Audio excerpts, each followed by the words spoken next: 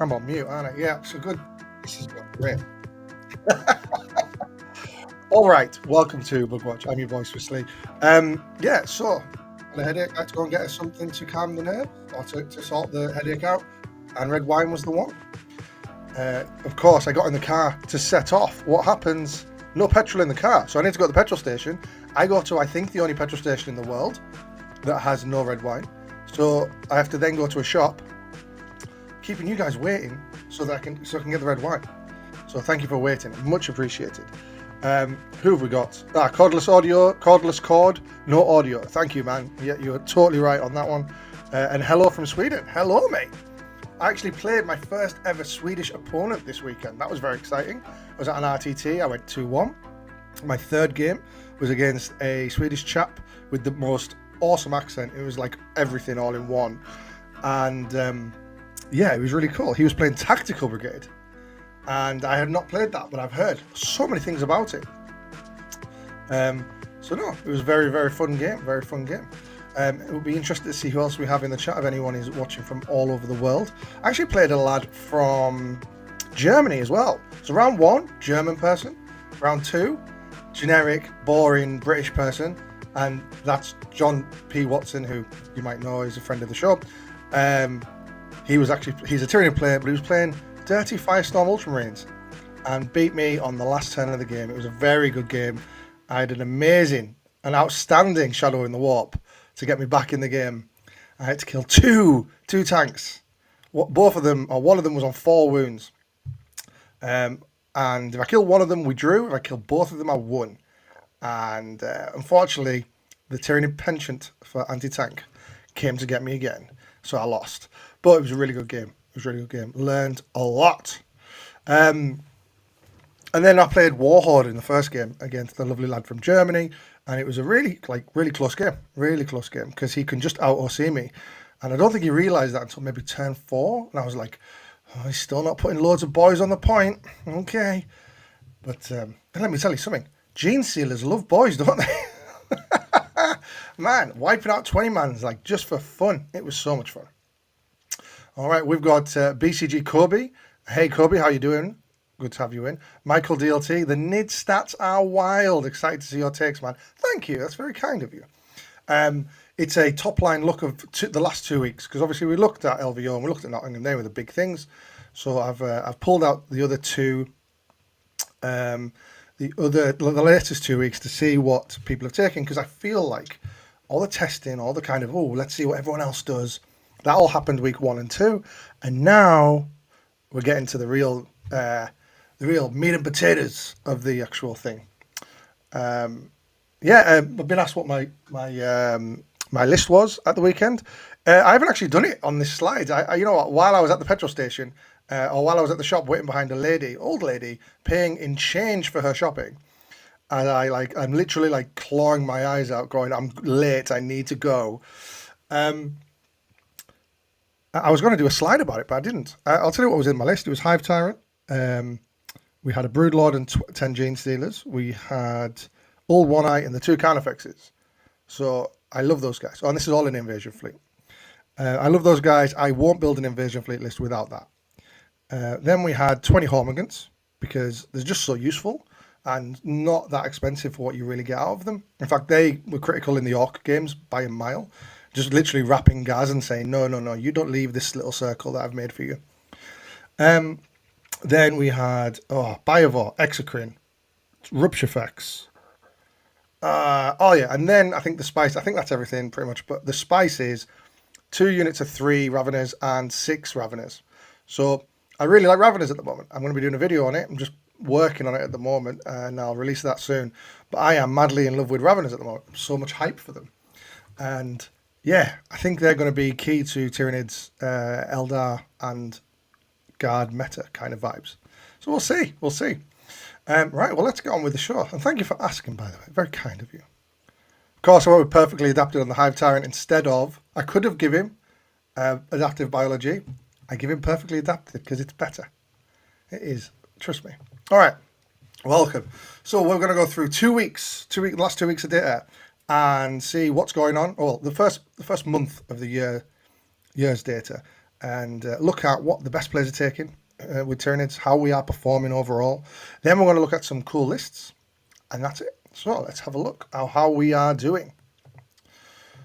All right. Oh, before we start, bit of a plug. I actually played Dave Gaylard on the channel a week and a bit ago.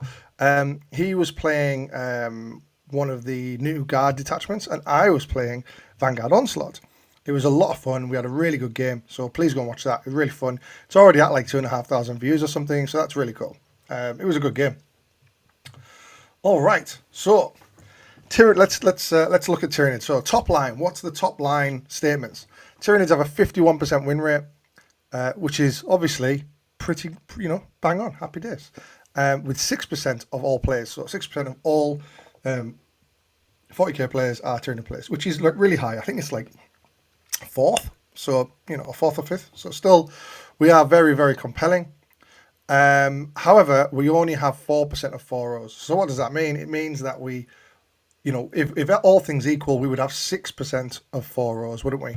But we only have 4%, so we're underperforming in terms of getting there straight away. Getting to the 4 wins. There is a lot of 4-1s still, but they lose at like the third or second game. So what I've done here is, let me get the old boom red pointer of death. So Tyranid LO bracket. So if you don't know what LO is, it's based on the amount of events you go to. All this data comes from StatCheck, by the way. Please go and check out their website. It's amazing. That's where you get all this information from. They've created a system called ELO or ELO, that's it. And it works out basically what percentage of player skill you are. So if you win all your games and win events, etc., you'll be in the top 10% of ELO. If you don't and you just lose all your games, you'll be in the bottom 10% of ELO. So you can see here, the bottom 10% is, and this is again only January. So 41 of all of our 41 players were in the bottom 10% of ELO. 58 were in the top percentile of ELO. So, and this is the ELO's all players, right? So this is how to explain this. How are we attracting the best players? If you're playing AdMech or something, bad example. Okay, Imperial Agents, right? Let's say that as an example. Imperial Agents probably has very few players around here compared to us because no good player wants to play them. But we are Tyranids. We still attract some of those good players. So we're up here with the 58, but we also have a lot of casuals who, just come in and have a chill game, right? And you know what? I take my hat off and I salute you, bottom 10% ELO. So yeah, and we've got the 27 players here, etc. And then you can see the red line is the win rate. Now, annoyingly, I use a separate program for my charts because I use it with work. This is a percentage. So this is what is their win percentage, so to speak. So with our win rate, it's 70% with the top players when they play Tyranids. It's I think it was 68 or 70% in total. That drops down to like 30% here. That doesn't sound right. But yeah, essentially we are being dragged up by this can't be right. I think something's wrong there. Ignore that. Right. Tyranid ELO bracket by player population, though. This is total players. So the top percentile of players, 46.9 of them are really great players that were playing in the last month, whereas we had 45.7. So we underperformed. We slightly attracted slightly less of those better players, FYI. But we did attract a little bit more of the bottom players. So there is that to note. So let's look at detachments. 51% invasion fleet sounds high. Yeah, so 51% of players played invasion fleet in the last 4 weeks. And obviously we know that it's one of our best detachments. People love it. Always does well. It has since the start of the edition. But if you look at the same meta last year, like in January last year, as a good comparison, it was 65% then. So for it to come down so much, that's massive progress on the balance of our book. Like, that's pretty cool, right? So what are we looking at here? You've got 11% are assimilation, 16% crusher, 14% vanguard, and then we have a very small numbers for Nexus. And you'll notice the color is brown for bioform. You can take from that what you will, but 5% of players played Bioform, including one absolute mad lad who's in Japan. I can't remember his name now, and I would not like to try to pronounce it without seeing it in front of me. He just took so many warriors, man, and he smashed his local GT. So hats off to that guy. Good job.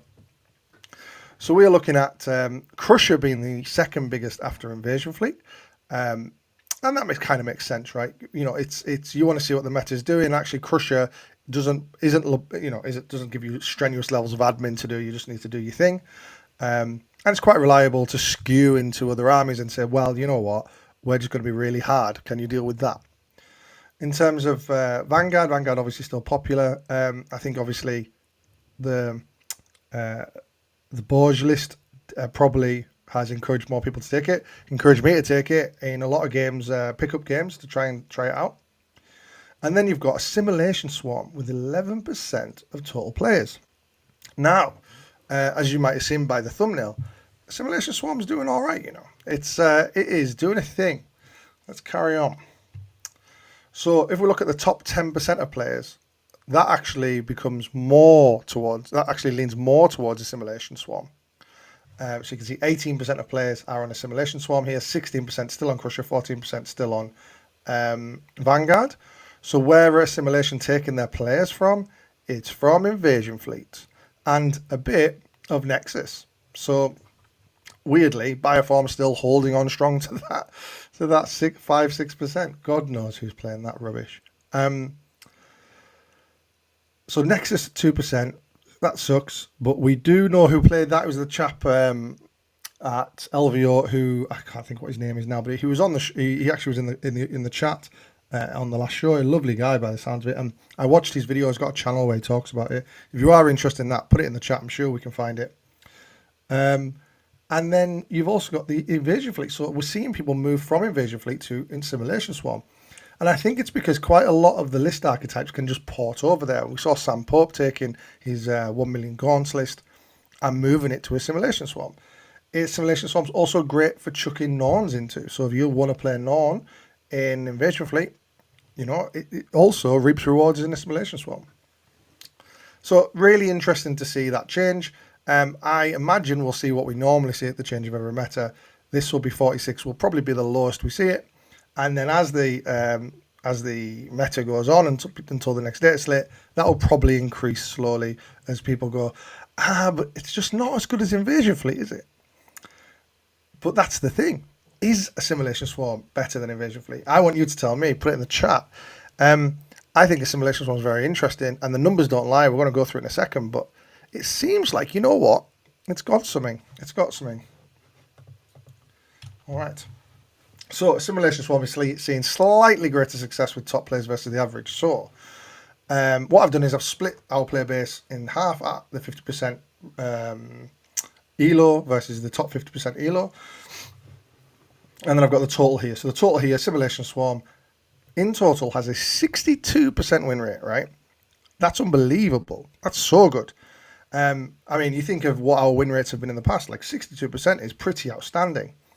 But also then measure that against someone winning, you know, going to a 5-game event, winning 3 games. Well, that's a 60% win rate right there. So it's not like it's mentally out of this world good. But man, it's really, I mean, for Tyranids, that's really strong. The bottom 50% have a 32% win rate with that. And the top 50% have a 72. So what you can see there is it's really rewarding player skill. And you can see it when you play with the detachment, look at the rules. There's loads of benefits to like just having even the spore mine tricks, all that kind of stuff, having that nailed down and knowing what the routines are with that. Incidentally, that's the one reason I don't want to play this goddamn detachment. Man, so much admin to do. You know what I mean? Like, I want to go out and do stuff. Simulation Swarm to me feels very defensive. It feels very like I want to sit on my corner of the board and I'm going to try not to die. We had Greg on the last show, Greg Chamberlain, and he was like, yeah, it's anxiety inducing for the first couple of turns. And then it feels awesome. So if you are into that kind of self-pain, go for it. We then have Crusher Stampede, Vanguard, and Invasion Fleet all have similar numbers here, right? So the bottom 50% have between 31 and 33% win rates, and that almost doubles or pretty much doubles when you then look at the top 50%. So there's kind of like a rhythm and a, an expectation there. It's quite good. Bioform. So you see Bioform has a 30% win rate with the bottom 50%, and then it goes down to a 53% win rate with the top 50%, which, in the context of the rest of the detachments is not good. Yeah. And then you've got Synaptic Nexus. So Synaptic Nexus has a 32% win rate overall. However, that's heavily skewed by the bottom 50% who are taking it, right? Because good players aren't really looking at this detachment at the moment because there's no spice there anymore. You can't just stick Norns on objectives and go, armor contempt, cool. If you want really tanky Norns, you've probably been swayed over to assimilation swarm. And actually, one of the lists we're going to look at absolutely is that. The top 50% win rate, though, however, is 67%. So the chaps and chapettes that are taking Synaptic Nexus to success in the top 50% are doing it really well. So there's obviously something there. It's just trying to figure out what it is. I have played around with the idea of taking it in my head. The problem is there's too many things I want to do in Synaptic Nexus. I want to have a big shooting platform that rerolls once to hit and once to wound at one target. Even though it's one target, it makes me feel a bit sad. But yeah, that sounds awesome. But you know what else I want? I want the 3 Morlocks and the leadership debuffs. That sounds amazing, right? I really want that as well. Oh, you know what I also want? I also want to put at least 1 or 2 Norns on objectives so that I can armor contempt them. And then I need a Hive Tyrant. And then I need Gargoyles. And you're like, well, okay, this isn't going to fit in one list. So you have to drop one of those things. And as soon as you do, you look at the list and you go, do I really want to play this? So that's the tricky thing with Synaptic Nexus. My still hot take is you get Bioform and you get Synaptic Nexus, right? And you smash those two together and you try and work out a detachment out of those two, because I think both of them are going to really struggle. They're going to be like, I suppose, the B tier of detachments, because Assimilation, Crusher, Vanguard, and Invasion Fleet, they're all going to see play, right? They are all going to see play in the next 8 weeks, 12 weeks. Bioform and Synaptic Nexus will probably see like a couple of people, maybe.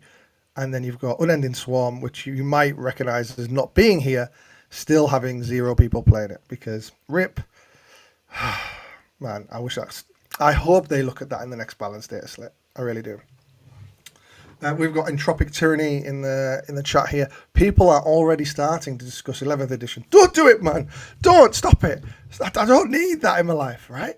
That's scary shit. 11th edition, man, that's at least 2 years away, no? If you were to give broad brushstrokes advice to the person writing the Curious Cortex, what would you say? I think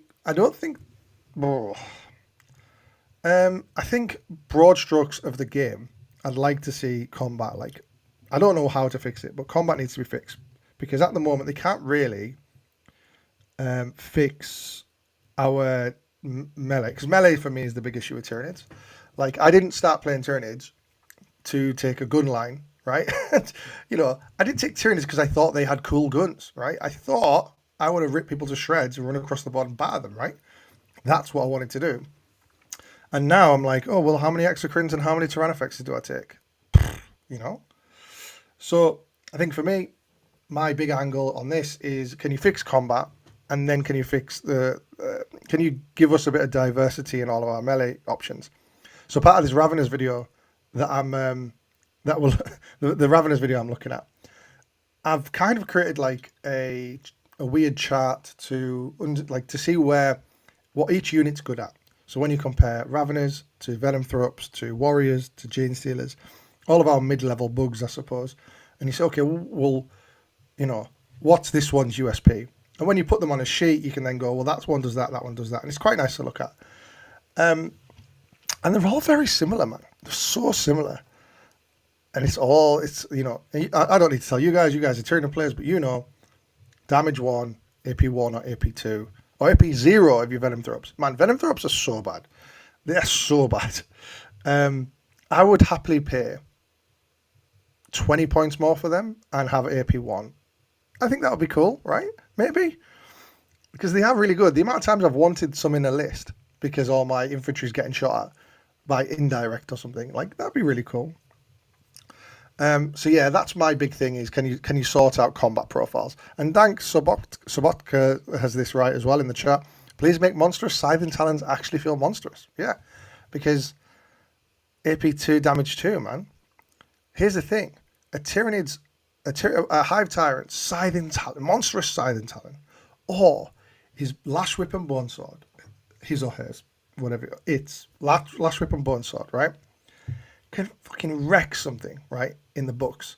But it's the same AP as a Gene Stealer's finger, right? His little finger, yeah, that is the same as a Bone Sword from a Hive Tyrant. It's actually the same as a Bone Sword from the Swarm Lord. Come on, man. That can't be right.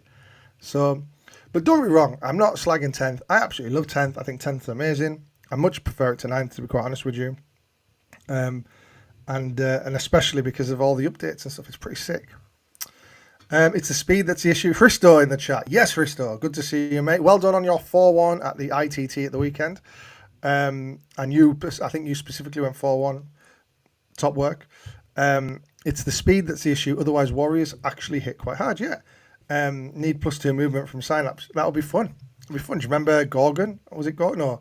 Tervigans in 9th edition used to give you +2 move for a Synapse, for a Imperative. That was cool. Yeah, I mean, the warriors are great when they get there. And actually, the only thing I don't like, I would like to play warriors on GW terrain, but on UKTC, I find them very big. You know, their bases are big old things. I recently saw the power of Gene Stealers. Guys, I've seen the light. Gene Stealers, oh, man, I've never seen anything rip through 20 boys like a couple of Gene Stealers. It was crazy. So yeah, that's kind of what I would say. You know what? I'd happily take a debuff on our shooting to make our combat better because, man, like I don't want to be taking 3 rupture cannons or 2 rupture cannons. Like that's not cool, man. I like the acid flamers, you know, and all that kind of casting stuff like that. Would love to see that back on the table.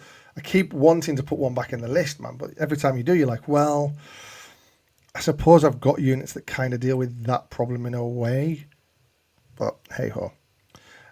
What else? Anything else that's interesting? I'd like to see how characters are a bit more flavorful. So like Parasite and Mortrex is just, it's kind of got some play, but it's also not very good. And one nearly made it into my Invasion Fleet list, and I was like, what am I even doing with this thing in my list? So yeah, that's kind of what I would look at. I'd like to see the drop pod fixed as well. That would be cool. That would be great. All right. Oh yeah, and also, can you make it so we can score points without having to have a Biovore, please? Like, I'm sick of spending 50 points on that thing. I've never got, you know, like, you know when you buy a model and you use it at one event, and you're like, oh, well, that was a waste of money, but at least I've got the, I don't know, 3rd Screamer Killer, right? I bought my 3rd Screamer Killer. Oh, right, great. Well, that's going in the cupboard for the rest of the edition. I don't think there's any model I've got more value out of than a Biovore. Yeah, Christo as well. Parasite and Mortrix is now a great GSC unit. Guys, talk to me about Final Day. Final Day looks awesome. I played against it on TTS. It was very good. I think it's really interesting. I have some money coming in soon, and I am thinking about buying a bunch of GSC models and playing that because that sounds really fun. It's either that or a bunch of CSM tanks. I don't know what. We'll find out. All right, so that is the win rate by detachment. So this is my win margin distribution. So I love this shit, right? I love numbers and charts and things, if you haven't already guessed. So on the left, top left, you've got Invasion Fleet. Very even, very kind of steady Eddie win rate. Now, I would point out this is skewed by the amount of inputs that this data set has. So more people play Invasion Fleet, therefore the data is more average or more normal. So it is going to be a lot more, you know, tiered. Like it looks like like it's a pyramid, right? When you have less inputs, it means that the table it will look a little bit more disjointed or a little bit more random. But you can take some information directionally from it, right? So let's look at a simulation swarm. A simulation swarm has a massive overperformance at the like 5 to 15 points area wins. So we know that they have got a good win rate, so they are going to see loads more wins than losses. And yeah, it seems to be they just edge people out of games by 20 points. They do get a couple 4% here, 4% there in terms of big wins, but they tend to just go, I'm going to score 20 more points than you. Can you do that? So if you are building your assimilation swarm list or looking at how to play it, you are playing a very kind of, I suppose, stat checky, but also not killy, try maybe even uninteractive game with your opponent. Then you have Vanguard Onslaught, which is all over the place. So you've got some narrow losses there.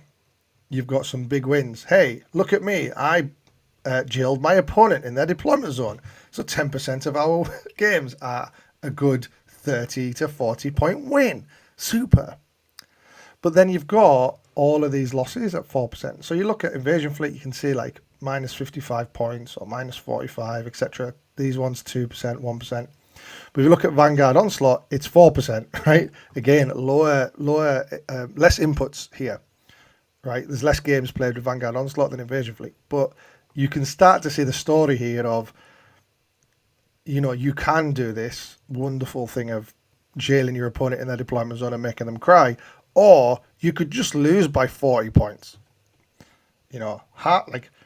Half. So you think of, say this is 10 games you win by jailing your opponent in the deployment zone. Half of that amount of time, you're going to lose by 40. So not all of us are Nathaniel Borge, unfortunately. So keep your hats on. I have to say, I played the list. It's so fucking difficult, man. I don't know how Nathaniel does it going. If you go second, what do you do? And if you are interested in me playing that list, go and see my game against Dave on the channel. It was very good. All right, and then you got Crusher Stampede. Crusher Stampede, quite a similar story to Assimilation Swarm, really. So you've got lots of these close games in the middle. You've got some narrow wins here, and some I suppose I played anti-tank. So yeah, it's kind of like I always think of Crusher Stampede as the most fair detachment we have, really. It's very like, here, I'm just going to put this on the table. I'm going to shoot you, and if you shoot me, that's cool. I'm going to get better at shooting you if you shoot me, and then we're going to stand on objectives, and I'm going to try and out OC you. And that leans itself to like a trading game, like a stat track, but it's trading with a stat check, which is nice, all that jazz. So you end up with a kind of story being told there. Loads of very narrow, close games. So what can we take away from this? Well, Assimilation Swarm is getting people by 20 points at the moment. So I think if I wasn't on my Invasion Fleet list at the moment and quite enjoying playing it, I think I'd be looking at Assimilation Swarm to give it a go. Now, me and Christo and a couple of the others in the Discord, if you're not in our Discord, come and join it. It's hard to build a list.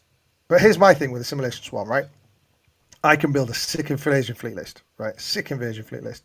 Everything is sustained. You can drop a 5 up Feel No Pain. It's awesome. Or you could take some of the bits of that, 3 Exocrines, Rupture Effects, all that kind of stuff, stick it in a Assimilation Swarm and surround it with a couple of really shit units, i.e. a Ripper Swarm, a Pyrovore, a Haruspex, whatever, and pay a tax to have those units and then play a game. I don't see that as being objectively better or fun. And that's just my top take, but that's not to say I'm not going to give it a go. I want to give it a go because people are enjoying it. In fact, I have pulled out some really interesting lists for you guys to look at. I'm not sure if it's the next slide. Nope. But we'll have a look at that in a second. So event record distributions. This is each detachment, what percentage of players won, what percentage of games. So the grey bar is Invasion Fleet because it's white bread, it's boring. Grey is a perfect colour for it. Orange is Assimilation Swarm. It's icky, it's gross, orange. And that's coming from a ginger person, so you can take that as you will. Vanguard Onslaught. It's sneaky, it's weird, it's purple, right? Crusher Stampede. If you play Magic the Gathering, you know this person as a Timmy. This is a Timmy. Timmy green. Green colour, big monster. Yeah. Okay. So this is, what percentage? So, and this, again, sorry, this is by the top 4 most played detachments. I haven't included the other ones because their data sets are too small to really kind of get a good view on. So you can see, let's look at Invasion Fleet to start with. Invasion Fleet, very average, 30% get 2 wins, 26% get 3 wins, 25% get 4 wins, etc., etc. 4%. 4% at 5 wins is pretty low, to be fair. So I think that's a bit of a red flag on the old Invasion Fleet. Vanguard Onslaught, great example.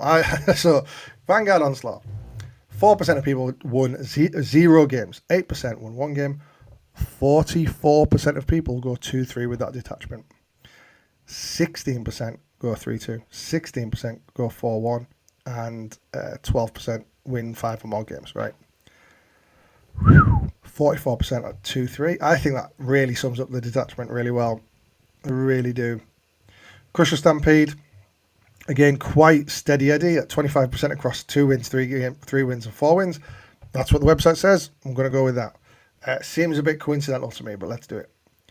But then the one that's interesting is the Simulation Swarm. 39% of players went 4 wins and probably 1 loss. That's really remarkable. And then 17% have won 5 games or more. Again, it's a limited data set, guys, so it is a bit etchy sketchy, but I think that's really indicative of a really strong, either one or two things. I think a really strong detachment, or your opponent doesn't know what the fuck it does, and is just kind of like, I guess I just do what I normally do against Tyranids. Hey, why are they getting stronger? Why are they healing? They shouldn't heal. Oh no, I've lost. I think that's a little bit of that. So, also, that's pretty fair, right? GSC players have been living on that kind of life for the last 5 years, so good for them. So yeah, all right, so that's the event record distribution. We've seen Vanguard Onslaught. If you want to play that cool list, be prepared to be stung a couple of times before you're going to need to practice a lot. You need to get your reps in. You're going to need to really understand how that works. I mean, Nathaniel, you can go 6 months back and see him playing almost the same list on a War Games live stream. So, the man's put the hours in on that detachment. Yeah, cool. Michael DLT, I was one of the 4x assimilation swarms. Deathwatch is crazy against the simulation. Yeah, man, Deathwatch is crazy. There's a guy at our event that the RTT actually didn't do very well at all, but that he was telling me the combos are like shit, man. that combo sound that detachment sounds bananas. Right, here's some lists that I liked of assimilation swarm. So, oh god, these names, man. Why have I got to okay, I'm going to nail it first time, right? Ron Eliyahu. That's okay. That's all right. I nailed that. He went... So, there's our people that went 5-0, right? But they were like boring Invasion Fleet lists, so I haven't pulled them up. I only want to bring you the Spice guys. I'm the Spice guy. And I'm bringing the Spice guys. 4-1. He got 6th out of 71 at the Dutch Masters event with a Simulation Swarm. His list was Hive Tyrant with Biophagic Flow. Oh, just as a bit of context, I imagine this was on WTC terrain. I might be wrong, but it might have been. He's brought a Hive Tyrant with Biophagic Flow. Now, you'd sometimes see this, historically, you'd have seen it on a Parasite or something that can like get around the table. I think a Hive Tyrant is absolutely the right thing to have it on, because it's going to be in the middle of your army anyway, right? Because you need to give out the free strats to shit. So, yeah, I think Hive Tyrant's bang on. Broodlord with Instinctive Defense. Oh, so he's going to be free Heroic Intervention in and having good strength. So I imagine there's some Gene Stealers here. We have got a Biovore, the 50 points tax. We've got 3 Exocrines. And then we have 5 Gene Stealers. So that's quite interesting. 5 Gene Stealers. Normally, I think, well, historically, you would have seen 10 Gene Stealers with the Broodlord, because obviously you want the impact when you're heroic. However, I suppose if you think about how you would set that up, and we did have Michael De La Torre come on the show a good few months back and talk to us about Simulation Swarm and how everything is kind of like a pattern, right? You move everything up in the same ways, and you have everything the same distance from each other, and that way you can, maximize your heroic intervention range because you know where it all sits and works. The problem is that it's from the bearer, not the unit. So if you just have a Broodlord in the middle of that, then it can't really heroically intervene anywhere for free. You can pay the CP and the unit can do it, but if it's just sat there, it's maybe won't even get into combat. So you might only get 3 Gene Stealers in because you've spread your unit out so wide to try and get a good heroic. By the by. So 5 Gene Stealers feels quite nice because you can just protect one objective really goddamn well with a fight first Gene Stealer block. We then got Haruspex. I mean, maybe this was on GW terrain. I can't imagine a Haruspex working on WTC, but never mind. 2 lictors to do actions. Non-assimilator, non-emissary. Here we go. This is what I like about the list. Non-assimilator and non-emissary. So the emissary is going to have to be babysat by a harvester unit. Non-assimilator is just going to stand there and just go, I heal myself and it'll be fine. I think it's interesting having non-assimilators and emissaries and 2 lictors. I found if you have a non-emissary, it goes stands on an objective. Unless your opponent really pressures it, it just does actions really well, man. You just go, okay, well, that did. I think every game I played with my Invasion Fleet list, my non-emissary scored about 1/3 of my points, whether that's primary and secondary. It just sits there and scores. And you can say, well, I want to use my 260-point unit to try and kill stuff. Try it. Try it with a non-emissary. Just score some points and win games, bro. So I think it's interesting, the 2 lictors. I suppose you can throw one out for area denial, even not like it's a less risky, secure no man's land, things like that, I suppose. But hey ho. You've got a Psychophage, a Pyrovore, a Ripper Swarm, and a Rupture Effects. So I like this this triple combo, right? We see it with Sam Pope's list when he first took Assimilation Swarm in LVO. It was the one of each, right? You had one Psychophage, I think he had one Psychophage, one Pyrovore, one Ripper Swarm, one Non. I like that because you've got 4 units then that are healing. It feels pretty good. And then obviously you've got all the CP to heal additional times. You have got the Haruspecs in here as well. I'm sure. Cool. But yeah, I would love to know. I'd love to hear from Ron about how he used the Haruspecs and what the terrain was. So yeah, let's see what he went into. He went into Gulliman Ironstorm and beat it 89-81. That's not an easy game. Not an easy game at all. So well done to him there.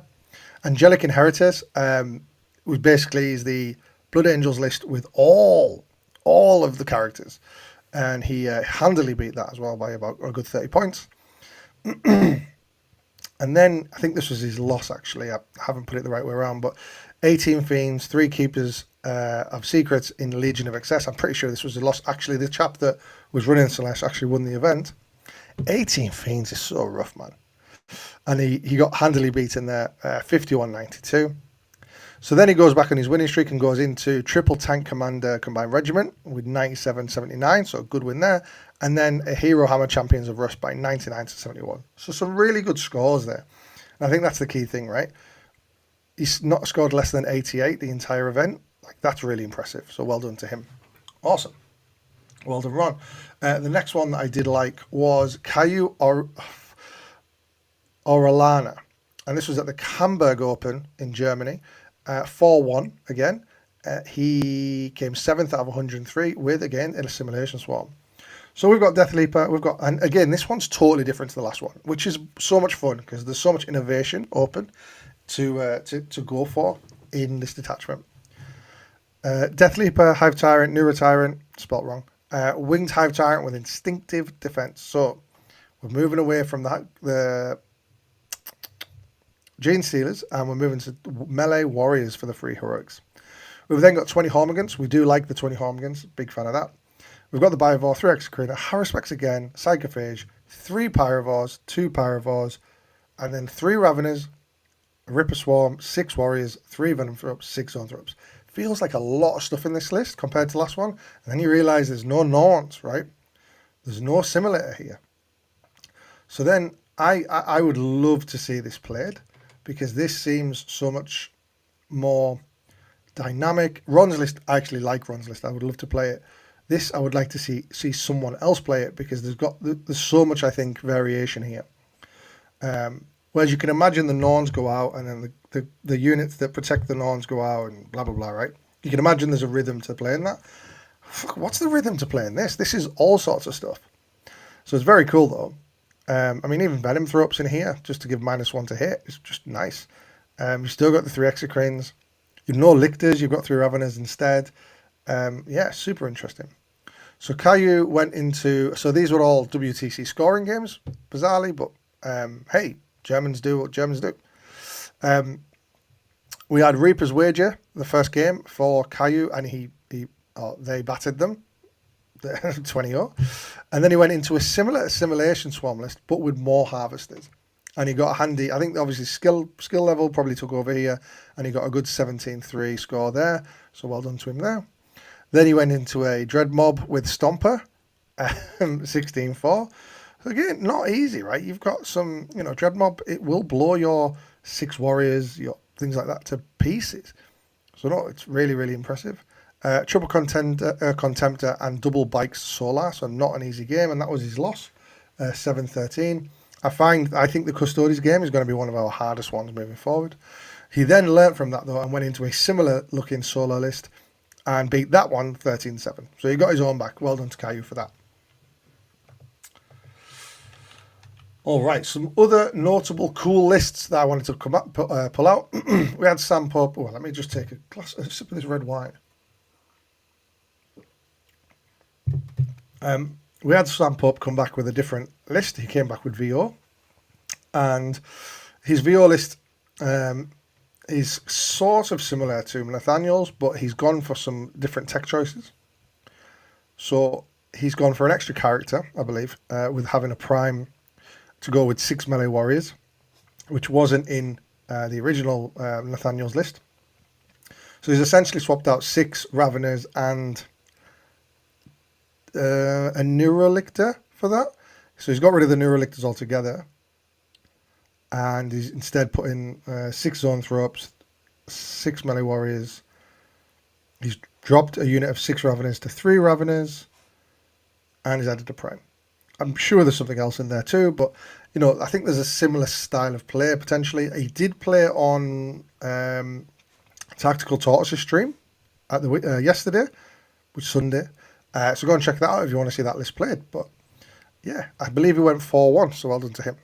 Kenneth went 5-0 with Crusher Stampede. So this is just a good reminder, Crusher Stampede is a thing. All One Eye as your Warlord, absolutely big into that. Biovore, 3 Exocrines, Lictor, Maleceptor. Wow, this list is short. Where are all the points going? It's the 3 non-emissaries. That's pretty cool. And then 2 Rupture Fexes. So, really interesting list. Very stat checky. I'm interested. I can't imagine this lasting too long in the meta, but vibes. Well done, Kenneth. And then we've got another Assimilation Swarm list. Again, very different. Thomas Harkestad. He's gone with Death Leaper. Lots of Death Leapers in Assimilation Swarm. Very interesting. Tervigan with Biophagic Flow. So you've got that guy right in the middle doing all that stuff for you. I mean, it's going to be right in the middle with all the Termagants leading back to it anyway. So Biophagic Flow is not going to hurt because you'll be able to regen them even, if they were a little bit further away. We've all been there when you've landed out Termagants as far as they can go and you've had to delete a couple of them so that you can't, and now you can't you're now they're 7 inches away instead of 6, so you can't regen them. Well, now you can regen them in your command phase and then respawn them from Big Mama. So that'd be pretty cool. In terms of the other, and then he's got a Winged Hive Tyrant with Instinctive Defense. I find that very interesting because it's only one model that can heroic, so it needs to be right next to the target your opponent would be wanting to charge to benefit from the free heroic and fight first. And you know what disappoints me as a fight first unit? A Winged Hive Tyrant. A fair player, Thomas did well with it. We've got a Biovore, a Lictor, 2x1 Pyrovores, 3 Venom Thropes, making a return to keep those Termagants safe. 3 Exocrines, a Haruspex, and a Simulator, and a Psychophage. Yeah, I think that list is really cool as well. I think that one would work a little bit better on... I was thinking of things in UKTC. I mean, I'd have to take out the Haruspex, but I think I like that for UKTC. It's pretty cool. So those are the other cool lists. And that, ladies and gentlemen, brings us to the end of the show. Thank you very much for watching. Next time, I'm going to do this Ravenous video hopefully this week, so we'll be able to release that. So we'll talk about why I'm really digging Ravenous at the moment, especially 6-mans. I think they're very cool. Still working how to use them the best, but I think they are really, really great. And yeah, we'll have another show in 2 weeks at the latest. Perhaps JP might join us again. He's been very busy. If you want to see JP, he's going to be on the main show tomorrow, talking about how he captained our Amigon team at the International Team Tournament. So that'll be fun. Cool. I will see you then, guys. Have a good one. Catch you later.